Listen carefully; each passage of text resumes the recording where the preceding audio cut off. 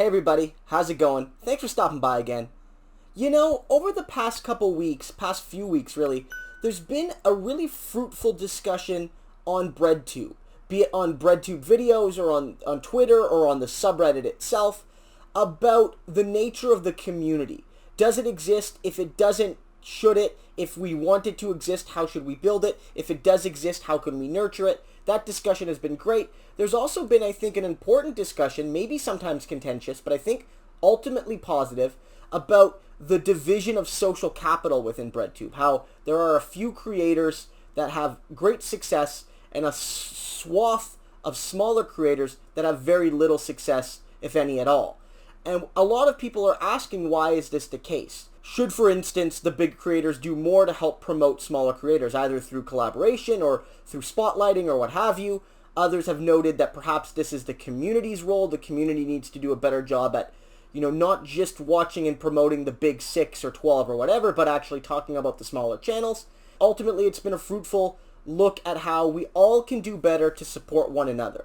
But there's been one line of discourse, and it's been a minority, but it's been frequently stated enough that I feel I have to respond to it. And that line is that the system is working as intended because those with success have success because they make good content. And those without success largely are without that success because they don't make good content. Either their content is poor, or it's, middling, or it's unengaging, or it's derivative, or what have you. And I've heard that argument made, that YouTube, the algorithm, and the system of YouTube will promote good stuff and won't promote bad stuff. And so the implication is, we don't really need to change anything. These smaller creators just gotta get better at making good stuff. They just have to do better. And the big creators, all they can really do is keep doing what they're doing, which is making engaging content. And it's not really their responsibility, or they don't have the ability to help smaller creators because those smaller creators don't make good enough content. And again, this is a minority view, but it's a troubling one. It's troubling for a whole bunch of reasons.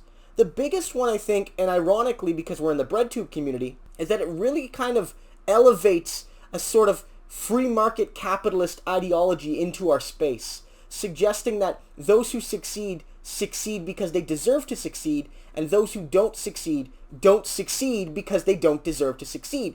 And the market decides, and individual responsibility decides, and there's no interference here, and so the good shall rise and the bad shall fall, and it's working as intended. And the algorithm will pick up good content, and it'll push aside bad content. Simple as that.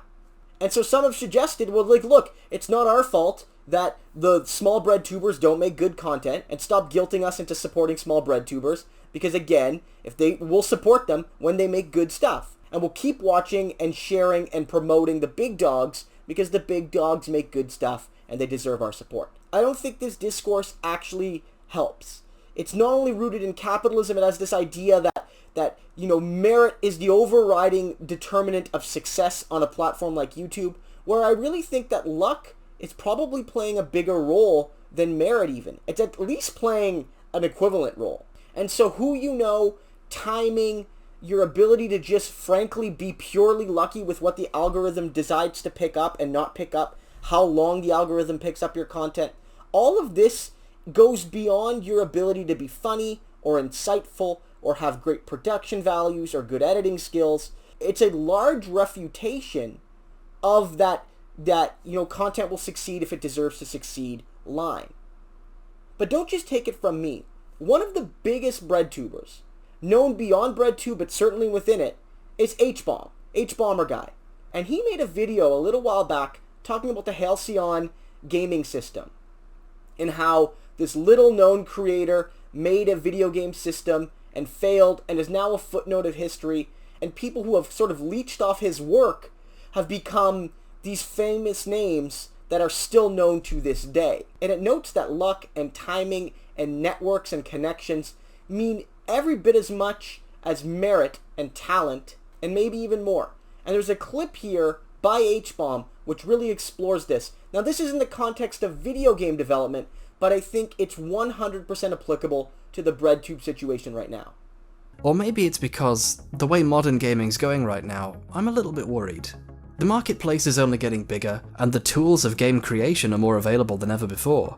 And that means there's a lot more games competing for people's attention. There may not be another Crash, but it's still a very big pool for a small fish. In any creative medium, it's scary to work knowing that what you create may only exist in permanent obscurity. The people who make it might be talented, but increasingly, they're also very lucky. Undertale got recognized because Toby Fox was in the right place at the right time with an already existing following around his Homestuck music. Dragon's Lair did well partially on the back of that name they put all over it. The next designer with the talent Toby Fox had might not be so lucky. So there you have it. H-Bomb makes a clear point here. The Undertale creator, Undertale being one of the most well-known and popular games of the past half-decade, was successful because the creator had a lot of luck on their side. They had existing connections.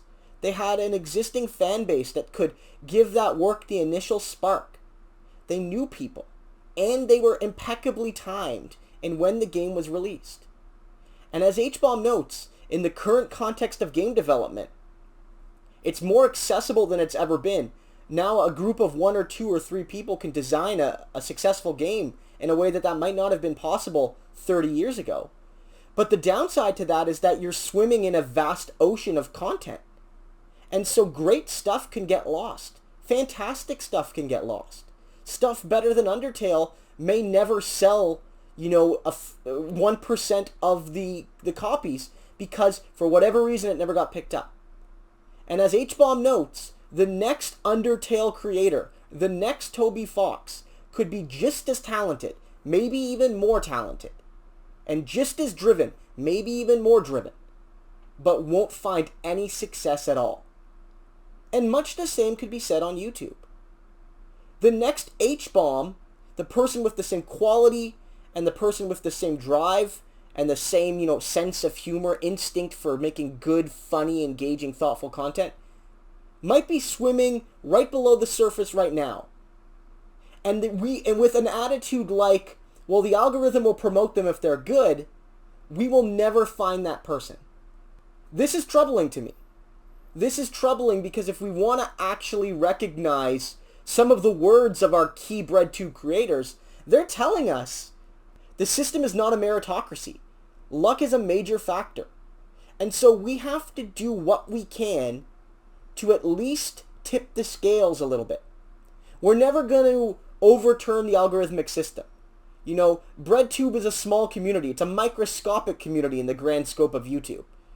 But if we work together to spotlight and collaborate with and promote and cite smaller to medium-sized creators, and if the community dedicates itself to programs that spotlight small creators, we can at least put our finger on that very, very, very big scale in favor of challenging the notion that the algorithm and the market know what's best.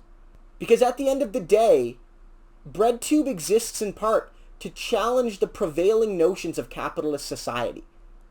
And so if we're not willing to do that in our own space in terms of how we consume and curate and rank content, then I don't think we're really prepared to question the bigger issues that challenge us beyond the internet and beyond Breadtube.